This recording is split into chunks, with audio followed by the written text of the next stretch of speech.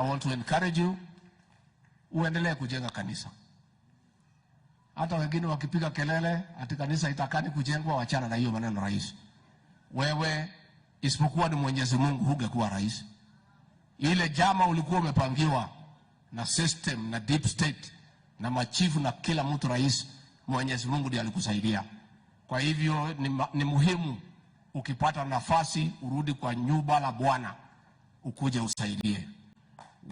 Viongozi wetu ya kanisa msikuwe na wasiwasi. Kenya iko na uhuru wa kuabudu. Na hatutaki kwa sababu kulifanyika jambo kidogo ya watu wawili tulaumu kanisa ya Kristo. Tunataka kama iko shida mtu alaumiwe na jina lake. Unajua sasa shetani na wafuasi yake wanatumia hii kuhujumu kanisa la Kristo. Na shetani unajua halali. Sasa makasisi wawili wamepatikana pale, wamenatumia kanisa kufanya mambo yao. Hao watachukuliwa hatua kama binadamu wawili. Lakini kanisa la Kristo, wahubiri wetu, makasisi wetu ni watu ya maana. 99.9% of our pastors and reverends are men of faith and good people. I want to ask the Church of Christ to give us a chance to isolate the 0.1% to put it away from the Church of Christ.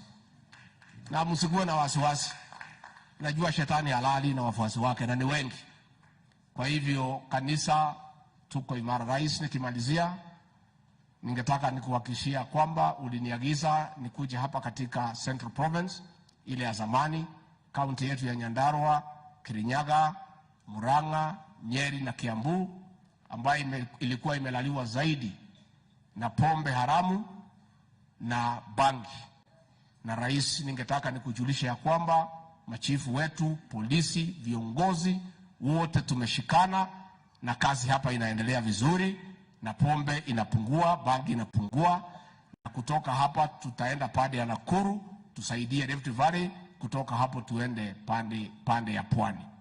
Kwa hivyo rais, katika area hii